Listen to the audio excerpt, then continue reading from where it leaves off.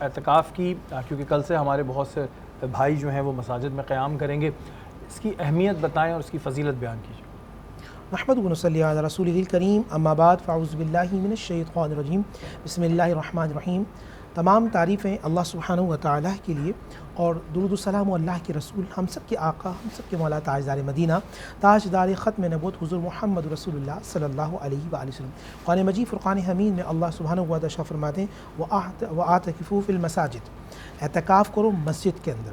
وَعَهِدْنَا إِلَىٰ إِبْرَاهِیمَ وَإِسْمَاعِیلَ أَن طَاهِرَ بَیْتِیَ لِلطَّائِفِینَ وَالْعَاکِفِینَ وَرُکَّعِ السُّجُودِ۔ قرآن مجید فرقان حمید کی آیت ہے کہ اللہ نے حضرت ابراہیم اور حضرت اسماعیل علیہ السلام کو حکم دیا تھا کہ طواف کرنے والوں کے لیے اور اعتکاف کرنے والوں کے لیے مسجد کو ستھرا و پاک کرو۔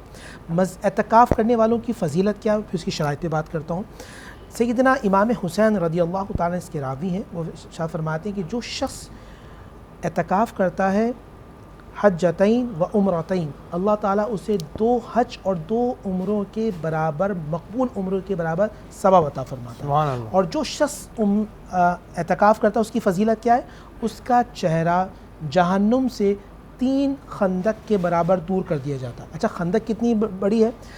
نبی علیہ السلام شاہ فرمایا کہ اس کا چہرہ جو خندق سے دور کیا جاتا ہے، ایک خندق کا جو فاصلہ ہے وہ زمین اور آسمان کے برابر ہے۔ حضرت عبداللہ ابن عباس رضی اللہ تعالیٰ راوی ہیں، وہ فرماتے ہیں نبی علیہ السلام شاہ فرمایا کہ جو شخص اعتکاف کرتا ہے ایسا ہے کہ گویا اس کو اللہ نے امان میں رکھا اور وہ گناہوں سے پاک رہتا ہے۔ اب اعتکاف کی قسمیں کیا، یہ ذہن میں رکھیے گا۔ ایک اعتکاف ہوتا ہے واجب، ایک اعتکاف ہوتا ہے سنت علی الکفایہ، اور ایک ہوتا ہے مستحب یا نفل اعتکاف۔ وہ شخص کے جو کسی بھی چیز کی نظر مانے کہ میرا فلاں کام ہو جائے تو میں اعتکاف میں بیٹھوں گا، اس پر اعتکاف میں بیٹھنا واجب ہوتا ہے، نہیں بیٹھے گا تو گناہ گار ہوا۔ دوسرا ہے سنت علی الکفایہ، یعنی کہ کسی بھی سوسائٹی میں، شہر میں، گاؤں میں اگر ایک شخص بھی مسجد میں بیٹھ جاتا ہے تو وہ سب کی طرف سے اعتکاف کر لیتا ہے۔ اگر کوئی بھی شخص مسجد میں نہیں بیٹھتا تو پوری سوسائٹی گناہ گار ہوگی، یہ بات ذہن میں رکھیے۔ تیسرا ہے نفل اعتکاف۔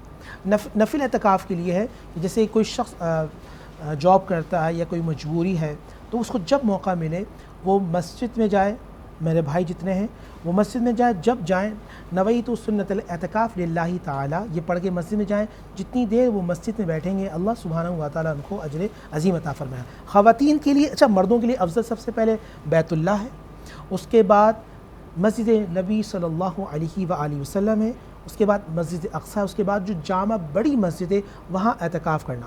خواتین کے لیے مسجد بیت کہلاتا ہے۔ مسجد بیت وہ ہوتا ہے کہ جہاں خواتین نماز پڑھتی ہیں، ایک مخصوص چیز وہاں وہ نماز کی ادائیگی کرتی ہیں، وہ مسجد بیت کہلاتا ہے۔ یہاں شرائط یہ ہے کہ عاقل ہونا، روزہ، جس شخص کا روزہ نہیں ہوگا اس کا اعتکاف نہیں ہوتا، تو روزہ اس کے ساتھ ضروری ہے۔ دوسری بات یہ کہ بلوغت شرط نہیں ہے اس میں، وہ بچہ جو سمجھدار ہے، جو مسجد کا ادب و احترام کو جانتا ہے، سمجھتا ہے، وہ اعتکاف میں بیٹھ سکتا ہے۔ اسی طرح مرد جو ہے وہ جنابت سے پاک ہوں، اسی طرح عورتیں حیض و نفاس سے پاک ہوں اور تمام مسائل کو سمجھتے ہوں۔ اعتکاف میں کرنا کا ایک شیڈول، کیونکہ کل میرے بہت سارے بھائی اور میری بہنیں الحمدللہ اعتکاف میں بیٹھیں گی، وہ شیڈول میں بیان کر دوں تاکہ آپ کو آسانی ہو جائے۔ سب سے پہلے تو یہ کہ آپ جب بیٹھیں گے الحمدللہ اللہ تعالیٰ آپ کا اعتکاف قبول فرمائے، آپ تہجد سے ایک شیڈول بنائیے کہ آپ تہجد میں 2-3 بجے آپ اٹھیں گے، اس کے بعد آپ نماز توبہ اور نماز تہجد کو ادا کریں گے۔ نماز تہجد ادا کرنے کے بعد کوشش کیجئے دعائے عرفات، جو نبی صلی اللہ علیہ وسلم نے عرفات کے میدان میں دعا مانگی تھی وہ آپ پڑھیں، وہ ہے لا الہ الا اللہ وحدہ لا شریک لہ الملک ولہ الحمد وہو علی کل شیء قدیر۔ یہ نبی علیہ السلام نے میدان عرفات میں دعا مانگی تھی۔ آپ اس کی ایک تسبیح پڑھیں، ایک تسبیح استغفار کی، ایک تسبیح درود پاک کی، اس کے بعد سحری کیجئے، اس کے بعد مسجد میں جو مرد حضرات بیٹھے ہیں با جماعت نماز ادا کیجئے، عورتیں گھر کے اندر پڑھیں جو اعتکاف کر رہی ہیں۔ اس کے بعد اشراق تک آپ مصلی پہ بیٹھے رہیں گے اور استغفار اور لا حول پڑھتے رہیں گے۔ اشراق کے بعد چاشتک کا اہتمام کیجئے، اس کے بعد کچھ دیر آرام کیجئے، اب ظہر کی تیاری کیجئے۔ ظہر سے لے کر عصر تک کوشش کیجئے جتنے مرد یا خواتین جو گھروں میں اعتکاف کر رہی ہیں، جو مرد مساجد کے اندر ہیں، وہ صرف اور صرف جو آپ پر فرض ہے وہ ہے، یعنی کہ جو آپ کا قرض ہے وہ ہے نماز قضا۔ نماز قضا کی روزانہ روٹین رکھیے گا کہ آپ ظہر سے عصر تک آپ کی جو قضا عمری ہے وہ آپ ادا کیجئے۔